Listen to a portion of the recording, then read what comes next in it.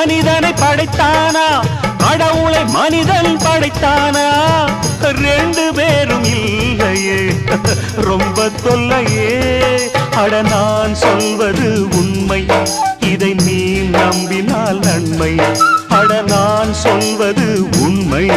இதை நீ நம்பினால் நன்மை